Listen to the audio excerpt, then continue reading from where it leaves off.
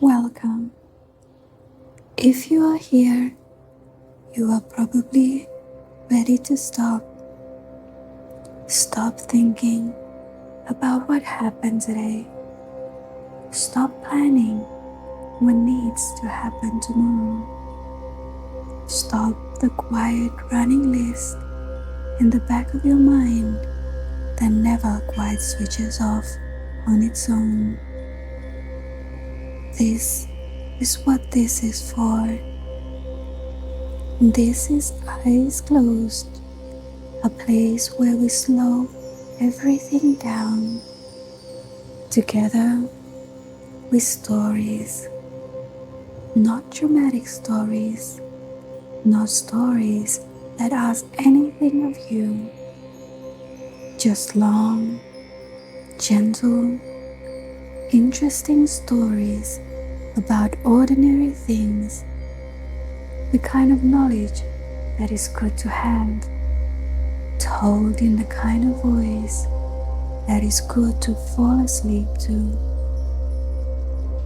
Every episode, I will take something from everyday life, something you have used or touched or walked past without thinking about, and I will tell you its whole story, where it came from, how it was made, the people and accidents and centuries that brought it to you. Your brain will follow along just enough to feel gently occupied, and then somewhere in the middle of the story, without deciding to, you will drift. That is the idea. So here is what I would like you to do right now. Find your position, the one you actually sleep in, not the polite sitting up position, but the real one. Pull the blanket up if you have one, and let your shoulders drop away from your ears. Unclench your jaw if it was clenched. It usually is. Take one slow breath in through your nose and let it out slowly through your mouth. You don't need to do anything with your hands. Just let them rest. You don't need to keep your eyes open. Let them close when they want to. You are not going to miss anything important. The story will keep going. I will keep talking. All you have to do is listen, or not listen, or somewhere in between, which is the best place to be. Tonight's story is about the window. It is a longer story than you might expect. It goes further back than you might think.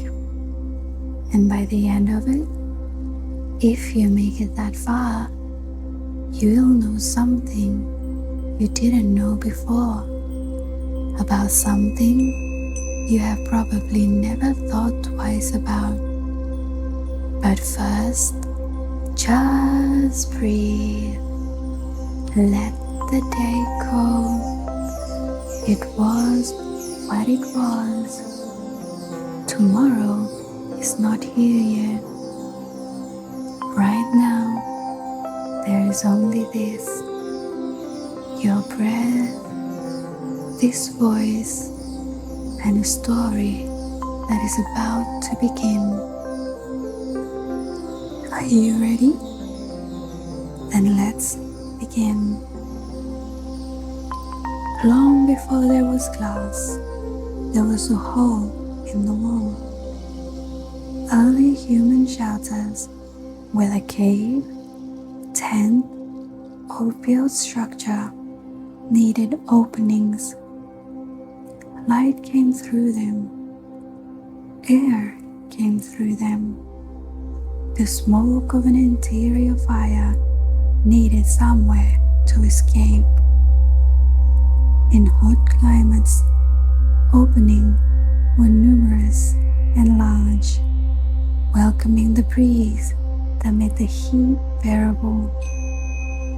In cold climates, they were small and few, covered with animal skins or woven fabric or wooden shutters, because every opening was a place where precious warmth escaped into the dark. The word window comes from Old Norse vindauga. Vind, wind, auga, eye, wind eye. An eye in the wall through which the wind could look in, or through which you could look out at the wind. The name belongs to a culture that knew cold. The Norse people of Scandinavia, for whom the opening in the wall was primarily about air and light, a necessary gap in the protection of the roof, a compromise between the need for shelter and the need to see and breathe. Wind eye, the name carries within it everything the window originally was. Not a view, nor a frame for the landscape, not an architectural feature, a gap, a functional absence in the wall, a place where the outside entered and the inside breathed. For most of human history, this was all the window was. You could have light, or you could have warmth. Opening the shutter let in the day and let out the heat. Closing it kept the cold out and the light too. The window before glass was a choice between comfort and visibility, and in cold climates, comfort usually won. The idea that you could have both light and warmth simultaneously, the outside made visible from inside without the outside entering, required glass.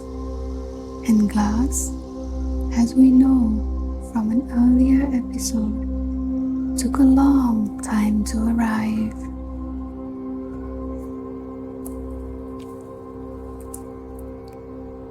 The earliest window covering, there was not simply a physical barrier, not a shutter or a skin that blocked light as well as weather, was probably oiled cloth or oiled animal membrane. Thin animal membrane, the membrane lining the intestines of certain animals, stretched and dried, is surprisingly translucent, not transparent.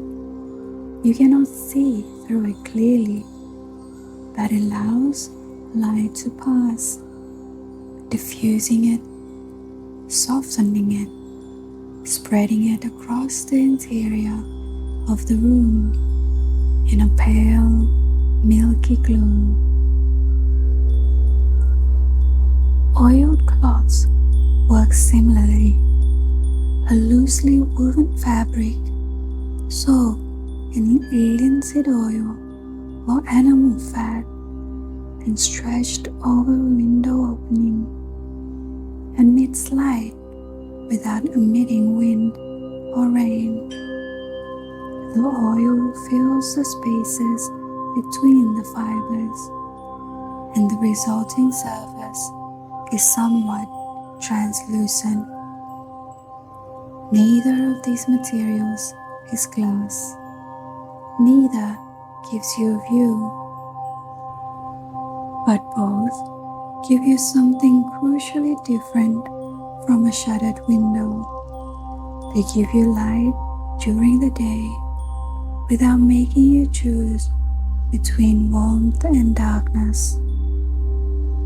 The room is dimmed by modern standards, the light filtered and diffused, but it is light enough to work by, enough to see by, enough to distinguish day from night without stepping outside. In some parts of the world, in Japan particularly, oil paper became the standard window material. The soji screen, which we will return to later in the story, uses washi paper, the handmade Japanese paper of extraordinary translucency and strength, stretched over a wooden lattice frame. The paper is not oiled, but is thin enough in its own right to allow a soft, even light to fill the interior room. The soji window is one of the most beautiful solutions to the problem of the window ever devised.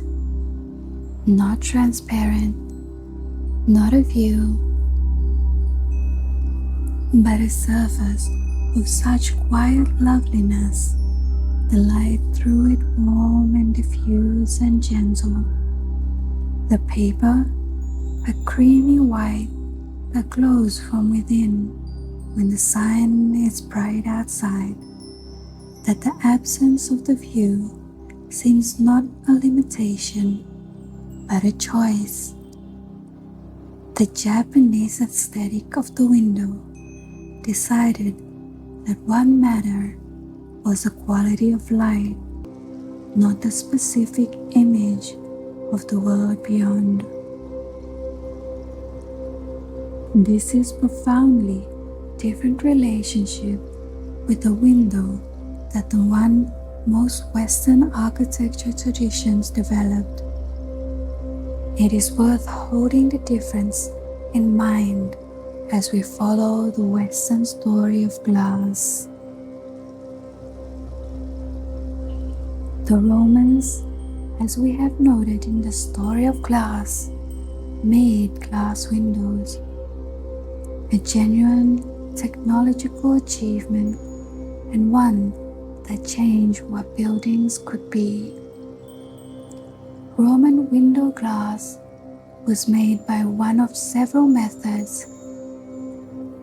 The cylinder method, blowing a long cylinder of glass, cutting it along one side while it's still warm, and flattening it on its own surface in the furnace, produce roughly flat sheets of glass, imperfect by modern standard, but genuinely transparent.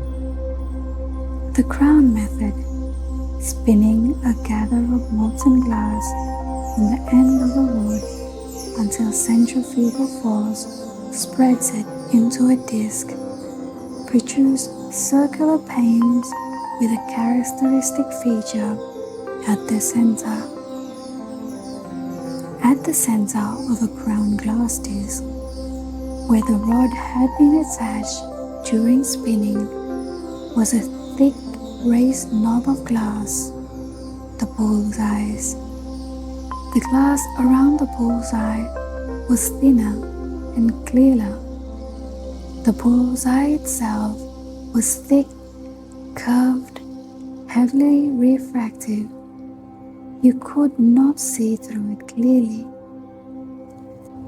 Looking through a bull's-eye pane, the world outside became swirling, prismatic distortion.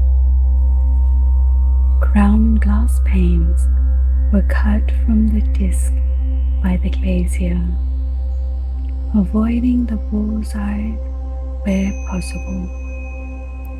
The clear section went to the wealthier customers.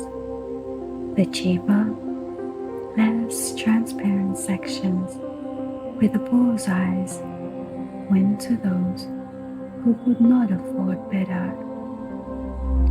And so the bull's-eye, the oblique center of the ground glass disc, the part nobody wanted, ended up in the windows of poorer households. The less wealthy looked out through a confusion of refraction and distortion. The wealthy looked out through clear glass. A society hierarchy encoded in the window. The clarity of your view, a marker of your means. This invention is one of those small historical details that lodges in the mind. The bull's-eye pane, which we now associate with charming old cottages and antique shops and the aesthetics of the past, was originally the cheap option. It was the window of those who could not afford clarity. Roman glass windows appeared in wealthy private homes, in bathhouses, where the heated rooms needed to retain warmth while meeting the light of day, and in public buildings. They were small. The technology did not yet allow large panes, set in lead or wooden frames, arranged in grids of small sections. After the fall of the Western Roman Empire in the 5th century CE, the sophisticated glass-making and glazing traditions of Rome declined in Western Europe. Not immediately, not uniformly. Glass-making continued in some monasteries and centers of craft, but the organized, widespread use of glass in windows retreated. The buildings of early medieval Europe were, by and large, darker than their Roman predecessors. The knowledge that light and warmth could coexist was not forgotten, but the practical means of achieving it became, once again, the preserve of the privileged few. What kept the tradition of glass windows alive in Western Europe more than anything else was the church. The medieval church needed light. Its liturgy required the reading of texts, the performance of rituals, the gathering of congregations in spaces that must function from before dawn to after dusk across every season. Stone buildings with solid walls were dark, and the darkness of a medieval stone building, the particular quality of cold dimness inside a church whose windows are mere slits shuttered against the northern weather, was not the church's patrons wanted to provide for the glory of God. The theological dimension of light in medieval Christianity was profound. Light was not merely practical, it was sacred. God, in the Gospel of John, is described as light. The Neoplatonic philosophy that influenced much of medieval Christians thought held that light was most spiritual of physical substance, the thing most resembling the divine, the medium through which grace descended from the heavens to the earth. To fill a church with light was to fill it with something sacred, to transform plain daylight into colored light, to take the ordinary white light of the sun and break it into the deep blues and reds and greens of stained glass, was to perform a kind of miracle, to make the visible world manifest something of the invisible divine. This is why stained glass windows developed in European churches and cathedrals with such extraordinary ambitions and artistry, not as decorations, though they are extraordinarily decorative, not merely as illustration, though they talk biblically stories to largely illiterate congregations, but as theology, as statements about the nature of light and the nature of God and the possibility of human contact with the sacred. The great window of the cathedrals of the 12th and 13th centuries represent a technological achievement of remarkable scale. At Chartres Cathedral in France, whose windows are among the finest and most complete of any cathedral in the world, more than 170 stained glass windows survive, many dating from the 12th and 13th century. Together, they contained nearly 2,000 square meters of stained glass.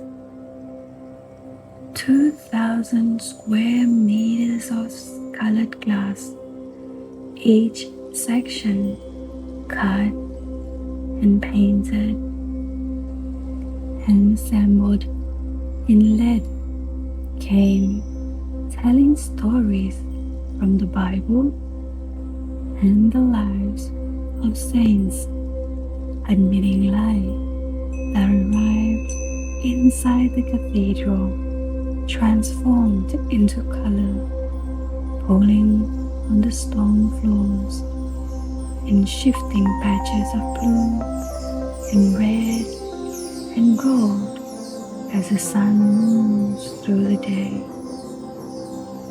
The people who made these windows, the glassmakers who produced the colored glass, the cutters who shaped, the painters who applied the enamel details, the glazers who assembled the panels in lead, were working at the edge of what was technically impossible in their era.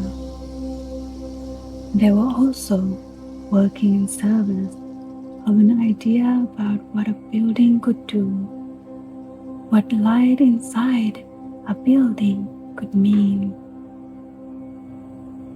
The engineering of the Gothic cathedral, the pointed arch, the ribbed vault, the flying buttress that moved the load-bearing structure outside the walls, was developed specifically to enable larger windows. The whole technical achievement of Gothic architecture is, in a sense, about creating a structure strong enough to be mostly windows. The wall replaced by light, the stone dissolved into glass. For most of the history of glass making glass flat was a central technical challenge. Glass, in its molten state, is thick and flowing. As it cools, it becomes viscous, like a very slow honey, and must be shaped before it stiffens. The challenge of making window glass is to spread molten glass into a thin, flat sheet before it sets. The cylinder method we encountered in the Roman section persisted for centuries, developing and refining through the medieval period. The glass blower would blow a cylinder, sometimes up to 1 meter long and 30 centimeters in diameter, and then cut it open and flatten it in the furnace.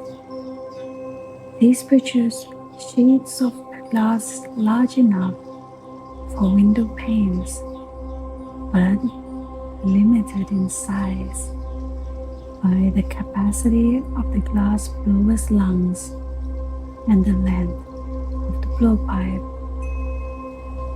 The crown method, spinning the glass disc, also persisted and remained important for certain applications. In the 17th century, French glassmakers developed a new method, plate glass, made by casting molten glass into a flat iron table, rolling it flat with an iron roller while still soft, and grinding and polishing the surfaces after cooling. This method could produce much larger and flatter panes than blowing, sheets of glass that would have been impossible by traditional methods. The Hall of Mirrors at the Palace of Versailles, built by Louis XIV in the 1670s, used this new plate glass. The 17th arch mirrors that line the gallery, each one reflecting the window opposite, required glass of a size and flatness that only the new casting method could achieve. Versailles was a demonstration of French technological and cultural supremacy as much as a palace. The mirrors said, "We can make glass this large. We can make it this flat. We can make this room happen." The flat glass most of us live with today, the clear, perfectly flat float glass of modern windows, was developed by Alexander Pilkington, working in Pilkington's glass company in Britain in the 1950s. The float glass process works by floating molten glass on a bath of molten tin. Glass and tin do not mix. The glass floats on the surface of the tin, spreads under gravity into a perfectly flat ribbon, and cools into a solid while remaining in contact with a perfectly flat tin surface. The result is glass of perfect flatness on both sides. One side flat because it rested on the liquid tin. The other flat because it was the free surface of the floating molten glass. No grinding, no polishing, no limits on sheet size beyond the size of the tin bath. Float glass is how the window of virtually every building in the modern world are made. The process Pilkington developed in 1952 after 7 years and enormous losses, funded by the company through a period of intense uncertainty about whether it could ever work, is now the global standard. More than 90% of flat glass worldwide is made by the float process. The window beside your bed, if you have one, is almost certainly float glass, made on a river of molten tin, perfectly flat because it was liquid when it was flat. A window is a two-way opening. You look out, but someone can also look in. This has been understood from the earliest days of transparent window, and it has generated centuries of architectural and social thought about the relationship between visibility and privacy, between the inside and the outside, between the self and world.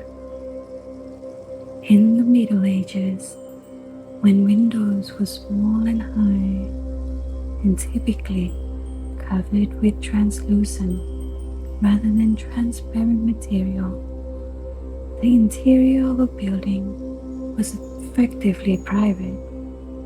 The street outside could not see in.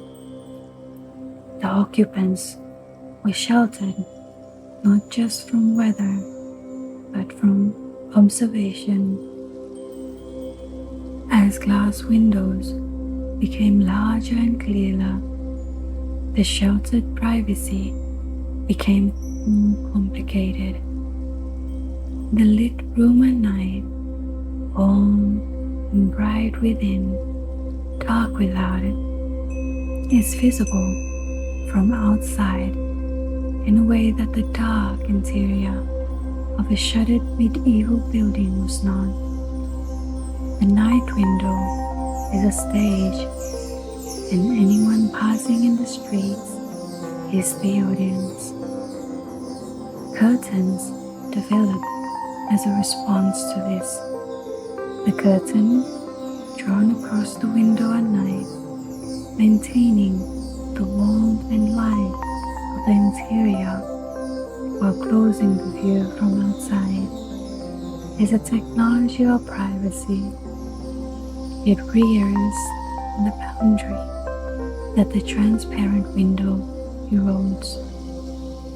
The net curtain, thin, lacy, hung immediately behind the window glass, is a particularly interesting solution to the visibility problem. A net curtain allows light to enter while making the interior difficult to see from outside, particularly in bright daylight, when the contrast between the lit streets and the dim interior works in the occupant's favor. The person inside can see out the net curtain quite clearly. The person outside cannot see in easily. The net curtain is asymmetric visibility. The occupant sees the street does not see the occupant. This asymmetry has given the net curtain a particular cultural reputation. The window from behind which a neighbor observes the street without being observed. The private surveillance of public space conducted from behind a thin layer of lace. The net curtain twitching, an entire social type and an entire domestic dynamic implied by one piece of fabric hung in a window.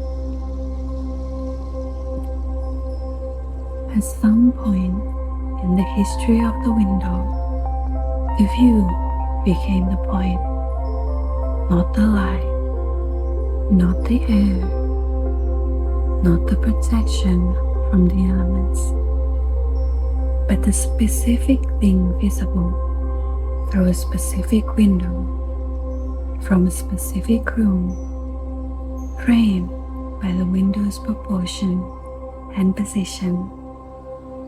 The scene outside made into a picture by the frame of glass and stone around it. This shift from window as functional opening to window as frame from view happened gradually and was associated with the increasing transparency and size of clouds, and with a changing relationship between buildings and their landscapes. In medieval architecture, windows were apertures in the thick walls, the walls primary, the windows secondary, cut through the mass of stone as needed. The window looked out because it had to, not because the view was the point. In the great country houses of England, built in the 17th and 18th centuries, the window's relationship to the landscape outside began to change. The house was placed in its landscape with a view in mind. The windows were positioned to frame specific scenes: a lawn, a lake, a line of hills, or a formal garden. The landscape itself was designed around the windows that would frame it. The great English landscape designers, most famously Capability Brown, who worked across England in the 18th century, reshaped estates to create views worthy of the windows that faced them. Brown moved hills. He created lakes by damming streams. He planted forests in specific positions so their mature silhouettes would frame the view from the house's principal rooms in exactly the desired way. A calculation made decades in advance for trees that would not reach the intended height until Brown himself was long dead. The Japanese concept of sakai, borrowed landscape, represents perhaps the most sophisticated articulation of the window as framing device. In sakai garden design, the landscape beyond the garden wall is deliberately incorporated into the garden's composition. The distant mountain, the neighbor's tree, the sky above, all are treated as elements of the design, borrowed from beyond the boundary and made part of the view. The window or the garden's wall opening becomes a frame that incorporates the world beyond into a composition that includes both near and far, controlled and uncontrolled, the design and the given. It is a philosophy of seeing, one that finds beauty not in possession or enclosure, but in the framing of what is already there. A window is a weather instrument, not in the technical sense, not a barometer or a thermometer, but in the daily, practical sense of being the surface through which the weather outside is known before you step into it. The morning window, looking out before deciding what to wear, what to carry, whether to take the umbrella that is hanging by the door or leave it behind. Rain on glass is one of the most distinctive sensory experiences of indoor life. The sound of it, the irregular percussions of drops against the pane, the merging of drops into rivulets that run down the glass in branching channels determined by the microsurface of the glass and the angle of the wind. The sight of the world outside, blurred and refracted through the moving water, the shape of trees and buildings fragmenting and reassembling as each drop runs and merges and cleaves. There is a reason rain on a window is one of the most reliably soothing sounds in recorded sleep music. The sound of weather contained, kept on the other side of the glass, heard but not experienced. The rain outside, the warmth inside, the window holding the boundary between the two. Frost on the window is a very different kind of beauty. Ice crystal forming on the cold inner surface of a single glazed window, or on the outer surface of a double glazed window in very cold weather, built into feathery, branching patterns that no two windows ever share. Ice crystals grow by the sequential addition of water molecules to the crystal lattice.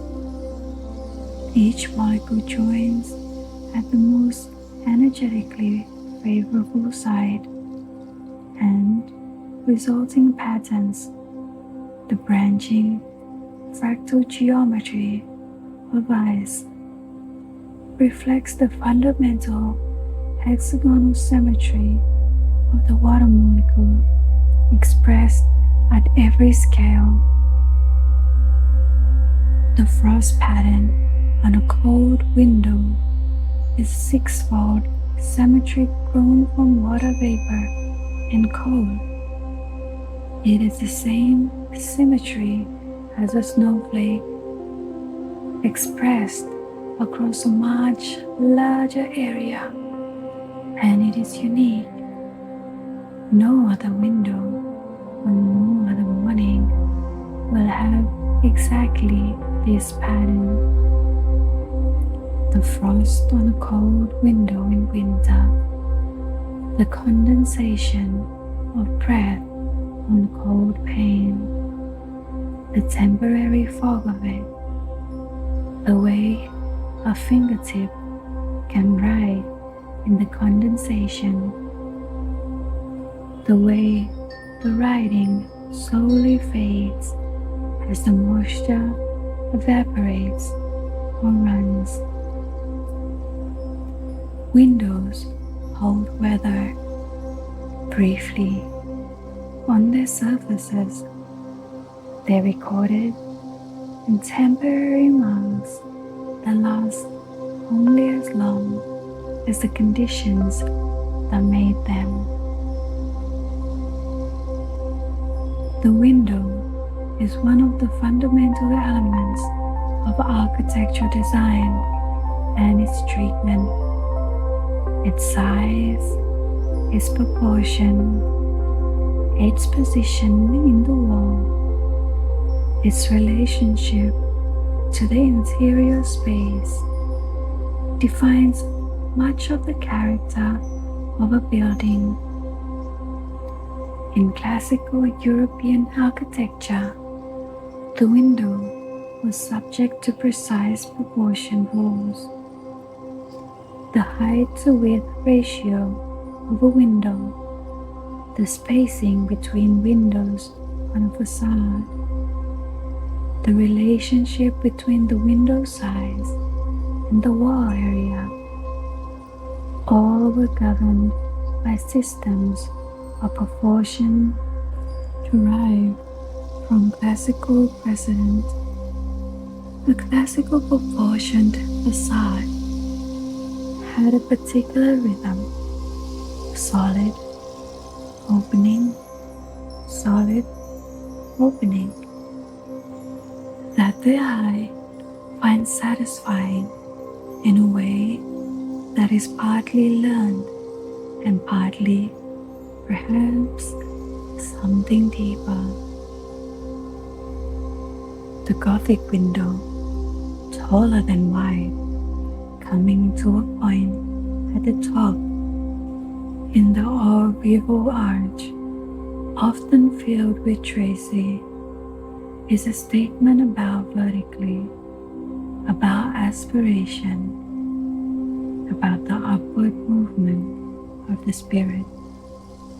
The pointed arc is not just a structural innovation, it is a shape that directs the eye and the spirit upwards.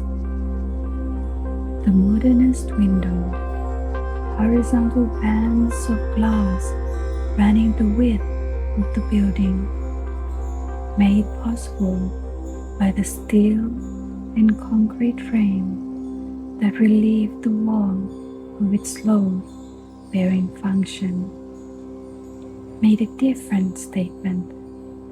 The horizontal window looks out at the horizon. It emphasizes the relationship between inside and outside, between the building and its landscape. It democratizes the view. Every point along the horizontal band has roughly equal access to the light. Le Corbusier, the Swiss-French modernist architect, argued passionately for the horizontal window as a fundamental element of modern architecture. The The long horizontal window, the fenêtre and longueur, appears in many of his most important buildings, including the Villa Savoyen, in which long horizontal windows wrap around the raised living floor of the house, framing the landscape on three sides. The curtain wall, the building facade made entirely of glass from ground to roof, hung from the structural frame rather than supporting it, took the modernist window to its logical conclusion. The Lever House in New York, completed in 1952, was among the first curtain wall office buildings. The building is the window. The wall has dissolved entirely into glass.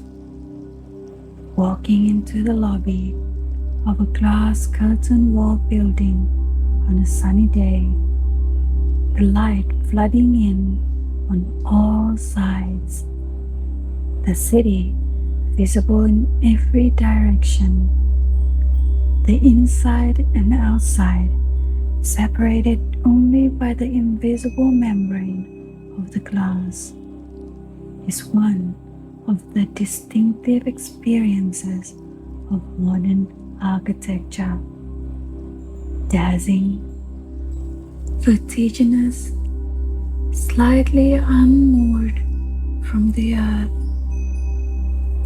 and then stepping outside onto the pavement and looking back, the building, a mirror, reflecting the city back at itself, the interior invisible, the glass a surface of pure reflection rather than transparency, the window that reveals from inside conceals from outside. That glass was transparent, is now opaque with its own reflections. Transparency and reflection. The window is both at once, depending on where you stand. There is one image of the window that is worth spending time with on its own.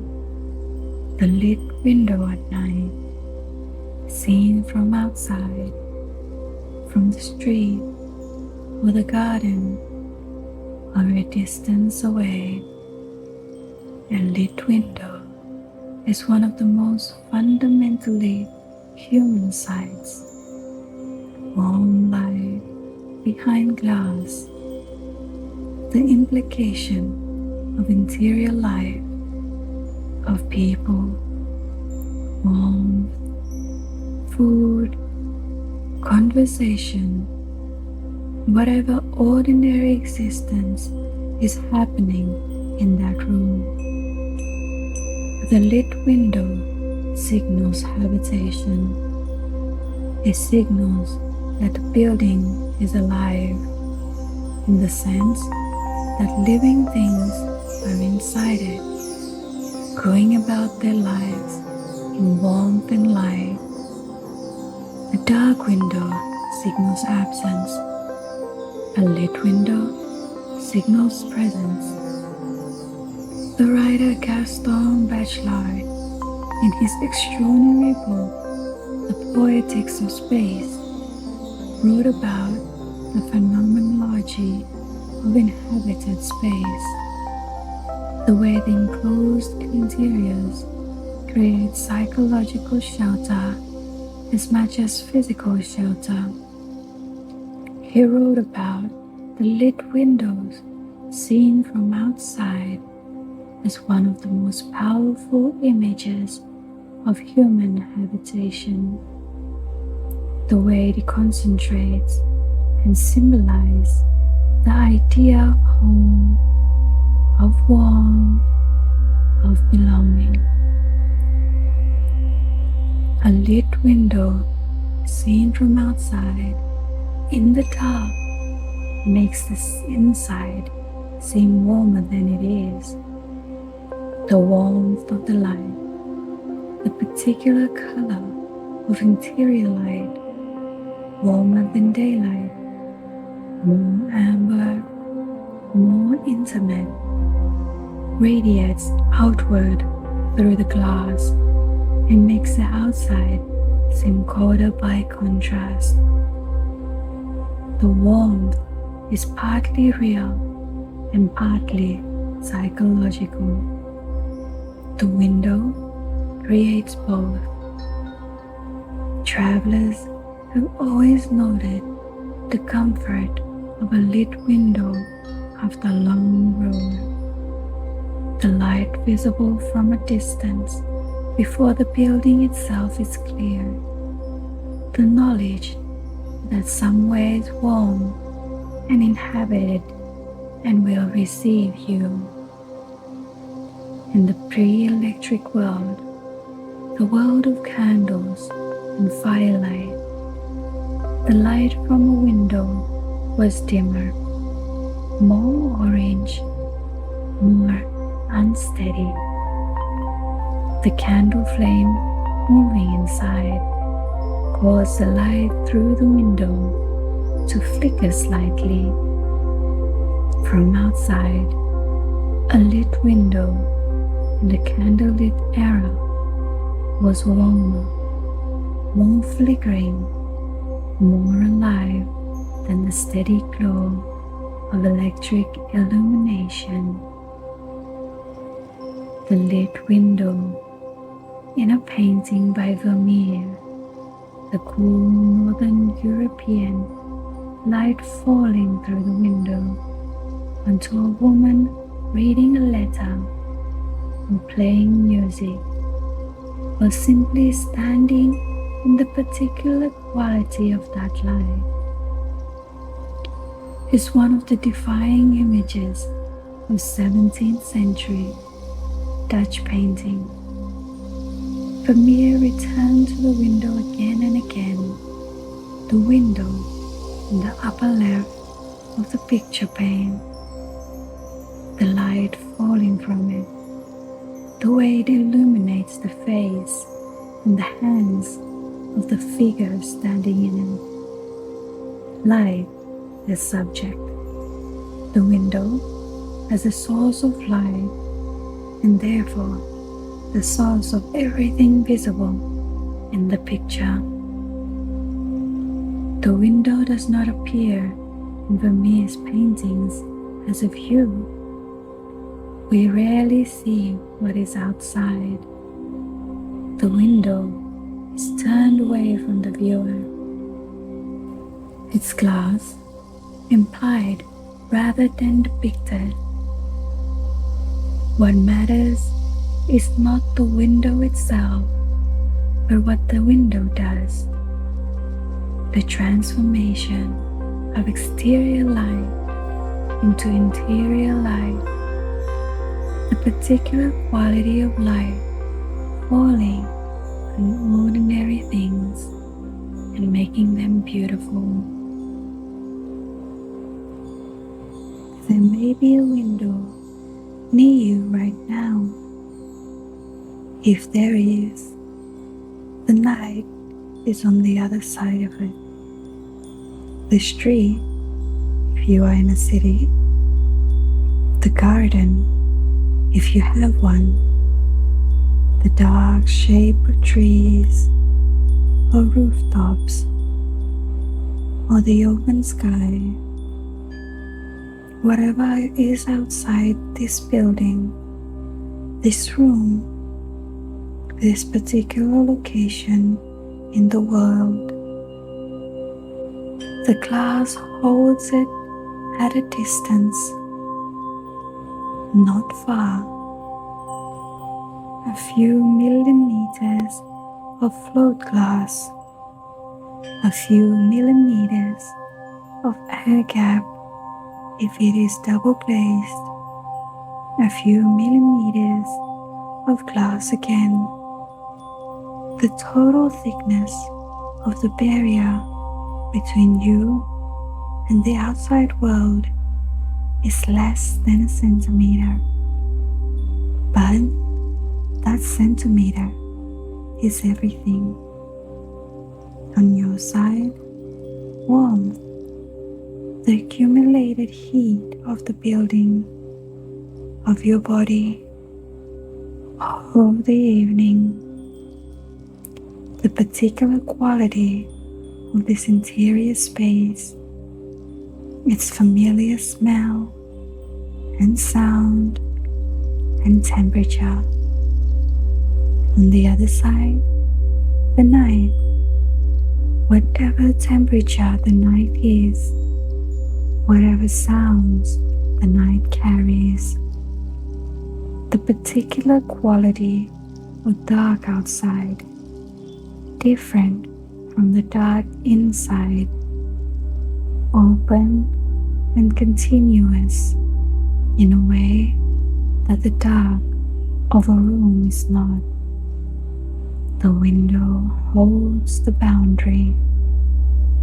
It has been holding the boundary since someone first pressed oiled membrane across an opening in a wall and discovered that light and shelter could coexist. Since the Roman glazier set the first small pane in its lead game, since the cathedral builders raised their walls with colored glass to the sky, since Capability Brown planted trees for the view they would frame in 50 years, since Bill Kington floated the first ribbon of glass on molten tin and made the modern window possible.